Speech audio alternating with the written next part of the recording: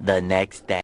Hello, good morning বন্ধুরা, কেমন আছো সবাই? আশা করছি সবাই খুব ভালো আছো আর আমি কিন্তু বেশ ভালো আছি। তো আজ হচ্ছে সরস্বতী পুজো। তো সরস্বতী পুজো সবাইকে অনেক অনেক শুভেচ্ছা জানিয়ে আজকে আমি আমার ব্লগটা শুরু করছি। তো দেখতেই পাচ্ছ এখানে মামাম এখন রেডি হয়ে গেছে সকাল সকাল অঞ্জলি দেওয়ার জন্য, স্নান টান করে নতুন জামাও পরে নিয়েছে। ওকে কেমন লাগছে তোমরা প্লিজ কমেন্ট করে জানিয়ে দিও। আর চলো এবার একটু ঠাকুর ঘরে যাওয়া যাক। ঠাকুর ঘরে দেখো ওখানটায় সামনেটা বললাম ঠাকুর ঘরের ভেতরেই পুজো করতে, কিন্তু এখানেই ডেকোরেশন করছে। তো যাই হোক এখনও ডেকোরেশন চলছে।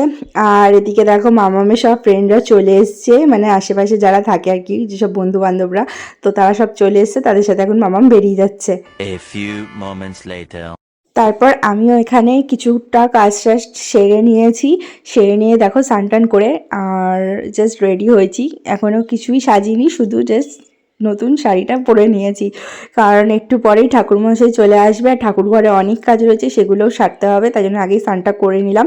তো দেখো এখন ঠাকুর ঘরে চলে এসেছি, আমি আর আমার হাজব্যান্ড মিলে এখন ঠাকুরের মানে জায়গাটা আর কি ঠিকঠাক করছি, সব কিছু গোছান গাছান করছি। বাড়িতে পুজো হওয়া মানে জানো কতটাই মানে একটা এক্সাইটেড মানে ফিল করি, আর মানে একটা আলাদাই আনন্দ আর কি। তো এখানে দেখতেই পাচ্ছ আমাদের ঠাকুরটা, এই ঠাকুরটা আমার হাজব্যান্ড আর কি পছন্দ করেছে। তো কেমন লাগছে তোমাদের ঠাকুরটা কেমন লাগছে সেটা কিন্তু কমেন্ট করে জানিয়ে দিও। তো দেখতেই পাচ্ছ এখানে এই মালাটা কালকে আমি পছন্দ করে নিয়ে এসেছিলাম ঠাকুরের জন্য। আমার ইয়েলো মালা পছন্দ ছিল কিন্তু পাইনি, লাস্টে এটাই নেওয়া হয়েছে। তো ছোট করে একটা আর কি পুজো হচ্ছে আমাদের বাড়িতে এবছর, যেহেতু আগের বছর পুজো শুরু করেছিলাম তাই পরপর 3 বছর করতে হয়, তাই এবছরও হচ্ছে। তারপর দেখো আমি এখানে কিছু ভিডিও আর কি রিলস শ্যুট করছিলাম, তো সেটাই এখানে আর কি দিয়ে দিলাম। এখনো পর্যন্ত আমি আর কি কিছুই করার টাইম পাইনি, চুলফুলও আঁচড়ানোর টাইম পাইনি, তাই দেখতেই পাচ্ছ আমার মানে চুলফুল কেমন হয়ে আছে, যেহেতু শ্যাম্পু করেছি। তো তারপরে দেখো এখানে ঠাকুরমশাই চলে এসছে, মোটামুটি গোছগাছ কমপ্লিট করেছি। এবার যা লাগবে দু একটা জিনিস যেগুলো আর কি ভুলে গেছি আনতে, সেগুলো টুকটুক করে এনে দিচ্ছি, কারণ কারণ আমরা কোনো লিস্ট নিইনি ঠাকুরমশাইয়ের কাছ থেকে, তো তার জন্য। আর এই ফুলটা আমাদের গাছে ফুটেছিল, কিন্তু এই ফুলটা যতবার দিচ্ছি ততবার উনি আর কি নিতে চাইছে না, তো আমরা ঠিক করলাম যে ঠিক আছে চলো আর ফুলটা আর কি দেবো না। জানি না কেন বারবারই ওটা পড়ে যাচ্ছে, তো তার জন্য আর দিলাম না এই ফুলটা। তো এখানে দেখো পুজো শুরু হয়ে গেছে আর আমরা এখন বসে বসে আর কি পুজো দেখছি। আর মাম্মাম কিন্তু নিচে খেলছে, ও কিন্তু পুজোয় বসেইনি ধরতে গেলে, শুধু অঞ্জলি দেওয়ার টাইমেও চলে এসেছিলো পুষ্পাঞ্জলি দেওয়ার সময়। তো সেটাই আর কি পুষ্পাঞ্জলি, এখানে মাম্মামের সব বই খাতা দেওয়া রয়েছে আর আমি এখানে কিছু রিলস বানাচ্ছিলাম।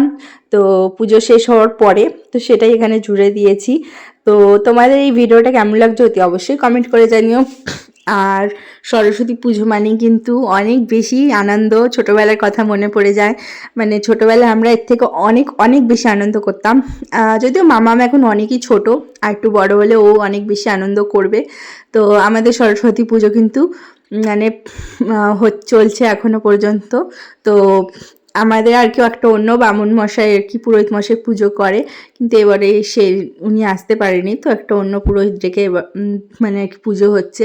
তো ফার্স্টে ভেবেছিলাম এবছর আমাকে নিজেকেই পুজো করতে হবে, কারণ ঠাকুরমশাই আগে থেকে ঠিক করা ছিল না। আমরা ভেবেছিলাম যে আজ যে ঠাকুরমশাই আমাদের বাড়িতে পুজো করে সেই করবে, কিন্তু সে বলছে আমার সময় নেই।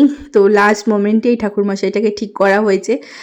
তো যাই হোক পুজো দেখো মোটামুটি কমপ্লিট হয়ে গেছে, এবার একটুখানি বসে এখানটায় প্রসাদ খাবো একটু পরেই। তো তারপরে দেখো আমি নিচে চলে আসছি, কারণ আমার রান্না করতে হবে।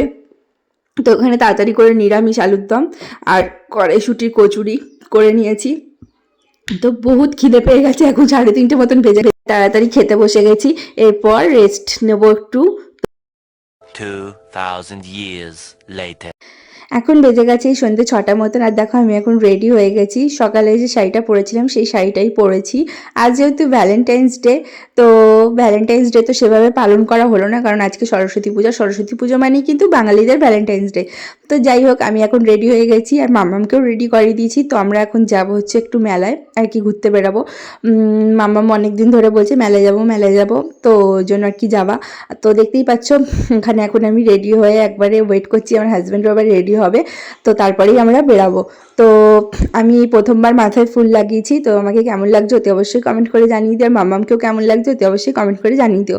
আর ভালো লাগলে প্লিজ একটা লাইক করে দিও।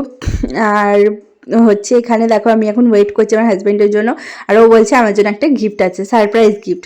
ফোনটা যদিও আমি জানতাম, ও আমাকে কিনে দিয়েছে নতুন ফোন, যেটা দিয়ে আমি ভিডিও করছি, আর কিন্তু আমি এই গিফটটার ব্যাপারে আদৌ জানতাম না, তো এটা আমাকে সারপ্রাইজ দিচ্ছে। তো বলছে চোখ বন্ধ করে দাঁড়াও, আমি বলছি আমি চোখ বন্ধ করতে পারবো না, তুমি কি নিয়ে এসছো আমাকে দেখাও। তো দেখো আমাকে এখন গিফটটা দিচ্ছে, যত সম্ভব এর মধ্যে নাই কানের নাহলে আংটি আছে, দেখি কি আছে। তো দেখলাম যে এখানে আংটি রয়েছে, এই পলার যে আংটিগুলো হয় এখন নতুন বেরিয়েছে, এই আংটিগুলো আমার কাছে ছিল না, তো এটাই আমাকে গিফট করেছে।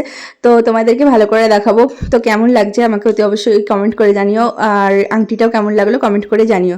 আর আমিও কিন্তু আমার হাজব্যান্ডের জন্য গিফট কিনে নিয়ে এসেছি, সেটা তোমরা এর পরের পার্টে অবশ্যই দেখতে পাবে। তো ভিডিওটা কেমন লাগলো অতি অবশ্যই কমেন্ট করে জানিও, ভালো লাগলে প্লিজ চ্যানেলটা সাবস্ক্রাইব করে দিও। দেখা হবে নতুন ভিডিওতে, সবাই খুব ভালো থেকো। আর এর পরের পার্টে অবশ্যই জানতে পারবে আমি আমার হাজব্যান্ডকে কী কী গিফট করেছি, আর ফোনটাও আমি তোমাদেরকে পরের পার্টে দেখিয়ে দেবো। তো সবাই খুব ভালো থেকো, টাটা।